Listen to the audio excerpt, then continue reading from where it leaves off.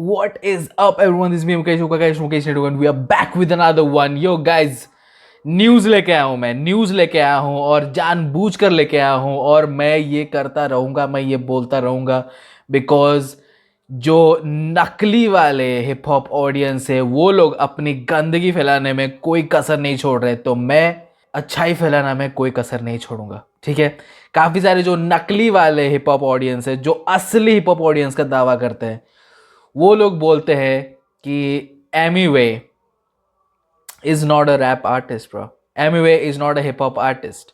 ठीक है, उसको रैपिंग के बारे में नहीं पता, वो जो करता है वो हिप हॉप नहीं है, वो जो करता है वो सिर्फ नॉइज है, वो प्योर नॉइज है, कोई टैलेंट नहीं है उसके पास, कुछ स्किल सेट नहीं है उसके पास। वो एवे हाइप के बदौलत और रफ्तार के बदौलत वो आज यहाँ तक पहुँचा है जहाँ तक वो है।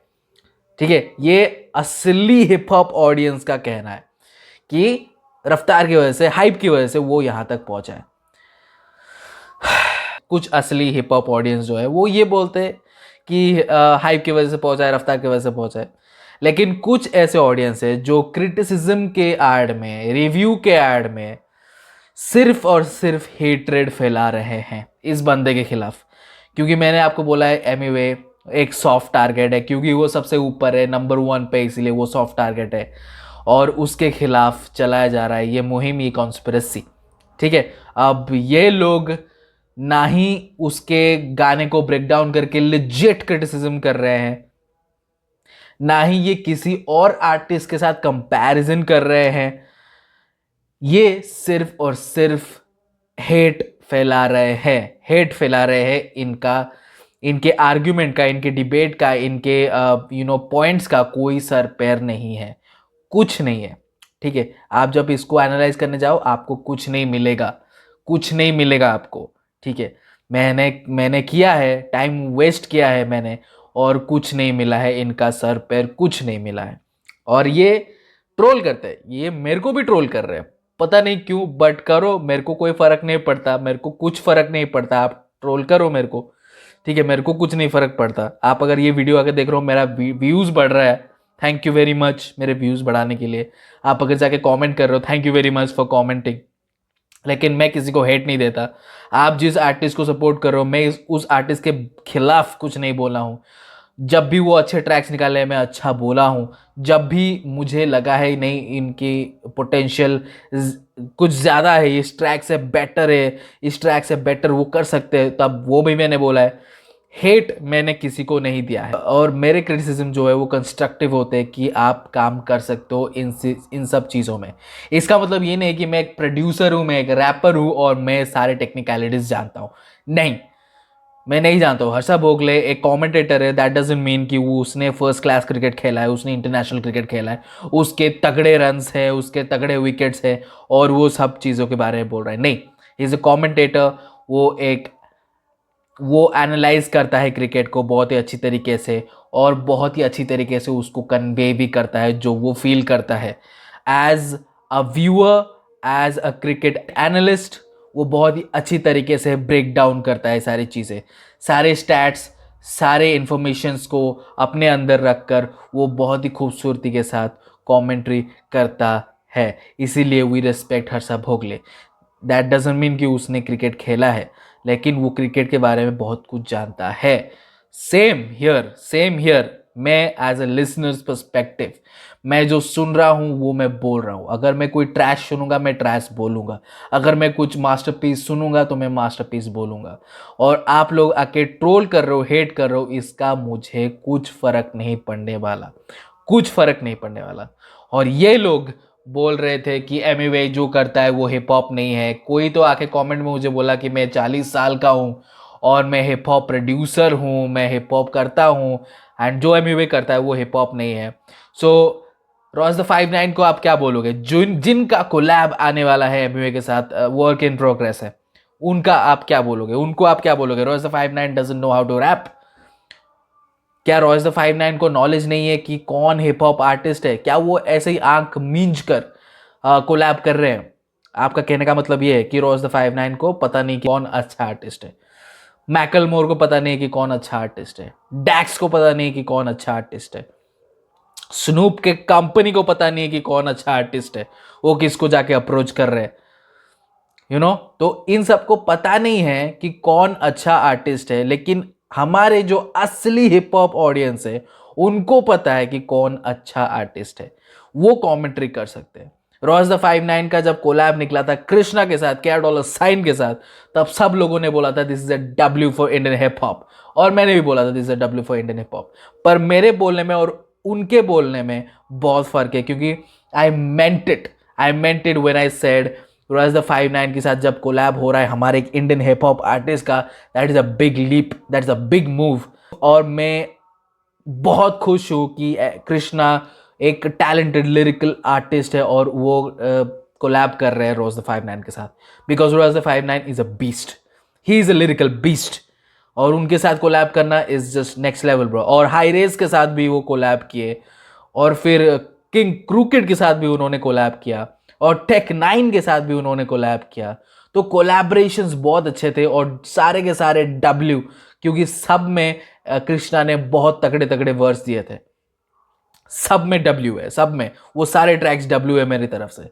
लेकिन वही रॉयस द 59 आज एमिवे के साथ कोलैब करने जा रहे हैं, वर्क इन प्रोग्रेस है, रस का भी वर्क इन प्रोग्रेस है, डैक्स का ऑलरेडी हो चुका है, मैकलमोर जो इंडिपेंडेंटली मचा रहे हैं, और इंडिपेंडेंटली उन्होंने ग्रैमी जीता है।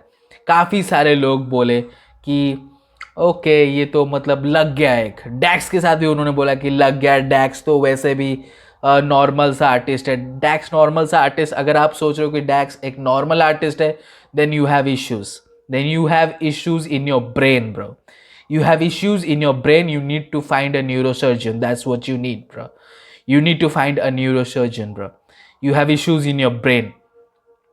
इंडिपेंडेंटली डैक्स ने ऐसे ऐसे ट्रैक्स निकाले, कंसिस्टेंटली निकाले हैं, और जो प्रेज उसको मिल रहा है डैक्स को इज जस्ट नेक्स्ट लेवल।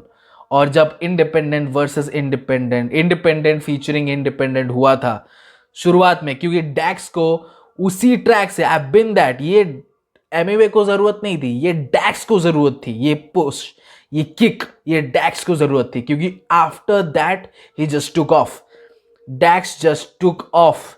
ठीक है, उस ट्रैक के बाद डैक्स का जो ग्राफ है वो ऊपर चला गया, ऊपर चलता रहा, ऊपर चलता रहा, और 20 मिनट का ट्रैक है उसका, 20 मिनट का।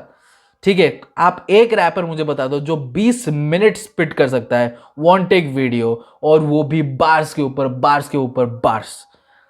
ठीक है, बार फेस्ट, और उसने अपने आप को रैप गॉड 2 क्लेम किया है भाई, कि वो दूसरा 2.0 वर्जन है वो रैप गॉड का। ठीक है, पहला वर्जन एमिनेम है, दूसरा वर्जन वो है डैक्स। और काफ़ी सारे लोग बोलते हैं कि यार क्योंकि कृष्णा ने बोला था कि टोरी लेंस ने बुलवाया था चाटा मार के सॉरी डैक्स से, तो डैक्स सॉफ्टी है, डैक्स सॉफ्टी नहीं है। डैक्स ने एक बहुत ही स्मार्ट मूव किया था, वो अपना करियर को ख़त्म होता नहीं देख सकता था उसमें, क्योंकि उसके मॉम ने कितना सैक्रिफाइसेस किया है फॉर दिस। इस टोरी लेंस को अगर मैं सॉरी नहीं बोलूँ और मैं अपनी ईगो को आगे रखूँ कि नहीं सॉरी नहीं बोलूँगा, तो वो तो कर ही देगा ना भाई, उसको क्या है। लेकिन डैक्स को फिक्र थी अपने करियर के बारे में, अपनी फैमिली के बारे में, वो बोला कि लेट इट गो, अभी सॉरी बोल देते, इससे मैं छोटा नहीं होऊंगा। और आज देखो डैक्स को, आज देखो डैक्स को, सब लोग रिस्पेक्ट के साथ डैक्स का नाम लेते हैं। मैकलमोर ग्रैमी विनर, उनके साथ कोलैब किया एमिवे ने, उनका वर्स लाके रखा मचाएंगे सीरीज, जो उनका सबसे बेस्ट सीरीज है, जो कमर्शियल हिट्स देते फिरते हैं, वो भी आज तक 500 मिलियन ये नंबर्स वो देखे भी नहीं है, दिए भी नहीं है, बंटाई ने दिया है। That's why Bantai is versatile. जब हम बोलते हैं कि बंटाई वर्सेटाइल है, this is what I meant bro. उसके हिप हॉप ट्रैक्स भी 100 मिलियन, उसके कमर्शियल भी 100 मिलियन पार, 500 मिलियन पार, उसके हार्डकोर ट्रैक्स मचाते हैं, उसके डिस ट्रैक्स मचाते हैं। कौन सा ऐसा एक जॉनरा है जिसमें वो मचाता नहीं है? हर जॉनरा में वो बंदा मचाया है, हर जॉनरा में। ठीक है, अब ये बहुत बड़ा कोलैब है, लाजरस दूसरी बार एमवे के साथ कोलैब करने वाले हैं रॉयस द 59 के साथ, और ये ट्रियो मचाने वाले हैं। और जो ये असली हिप हॉप ऑडियंस है, इन सब के जख्म में नमक छिड़कने का काम ये हुआ है। ये जो न्यूज़ आया है, ये किया है और मैं बहुत खुश हूँ, बहुत ज़्यादा खुश हूँ, because this is a W for Indian hip hop, desi hip hop. ये एक बहुत बड़ा डब्ल्यू है। And shout out to Emiway, shout out to Emiway Bantai for such hard work man, for such hard work. क्योंकि जब वो कोलैब करते हैं तो ऐसा लगता है कि हमारा इंडिया वर्ल्ड मैप पे आ रहा है, हमारा इंडिया जो इंडियन हिप हॉप है वो वर्ल्ड मैप पे आ रहा है। क्योंकि कुछ साल पहले इंडियन हिप हॉप कहाँ था, किसी को कुछ पता नहीं था। रैपिंग के बारे में किसी को कुछ पता नहीं था, हिप हॉप के बारे में किसी को कुछ पता नहीं था। सब लोग जब रैपिंग हिप हॉप के बारे में बात करते थे तो बाहर के आर्टिस्टों के बारे में बात करते थे, इंडिया के नहीं। लेकिन इतना अच्छा पुश मिला है और यही आर्टिस्ट है, यही आर्टिस्ट है जो इंडियन हिप हॉप को आगे लेकर जा रहे हैं। मेन स्ट्रीम में है, लोग इनको देख रहे हैं और ये लेकर जा रहे हैं वर्ल्ड पे, अपना तिरंगा लहरा रहे हैं, वर्ल्ड मैप पे अपना तिरंगा ले रहा है, अपना हिप हॉप का झंडा ले रहा है। ठीक है, और आप लोग बस हेट देते रहो, क्योंकि आप लोग अपने ज़िंदगी में कुछ नहीं कर पाए तो आपको कोई काम है ही नहीं आपके पास, तो ये हेट देना ही आपका काम है। सो जैसा जितना हेट देना है आप दो, क्योंकि ये बंदा जो है वो सारे हेट को चैनलाइज करके प्रोडक्टिव चीज़ें निकालता है। ठीक है, वो प्रोडक्टिव होता है, वो हेट हेट में उलझा नहीं रहता। वो अगर उलझा रहता तो इतना बड़ा कभी नहीं होता। तो आप हेट देते रहिए, वो प्रोडक्टिव होता रहेगा। और जो केयर करते हैं हिप हॉप के बारे में, जो केयर करते हैं इंडियन हिप हॉप के बारे में, जो केयर करते हैं देसी हिप हॉप के बारे में, जो केयर करते हैं आर्टिस्टों के बारे में, वो लोग कमेंट सेक्शन में आइए और लिखिए आपके राय इस कोलैबोरेशन के बारे में, आपकी एक्साइटमेंट, आपके फीडबैक्स, आपके थॉट्स लिखिए। And you guys know what to do, subscribe to our channel, I will be posting regular content. See you in the next video, until then।